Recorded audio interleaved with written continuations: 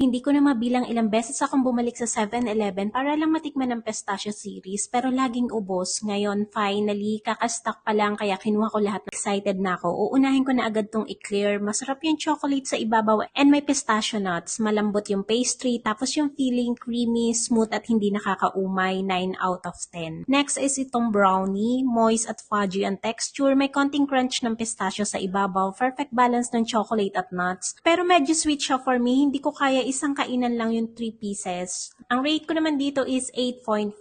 Last is itong croissant. Ang cute neto, buttery at nutty. Tapos yung cream sa loob, malambot. Di masyadong malalasan yung pistachio pero goods pa din. Flaky at hindi rin tinipid sa layer. Yung rate ko dito is 9.5. Ito yung pinakamataas sa akin and talagang nasarapan ako. Kung pistachio lover ka kagaya ko, worth it i-try talaga. Budget friendly and sa lasa is all goods. Kaya try mo na din and enjoy!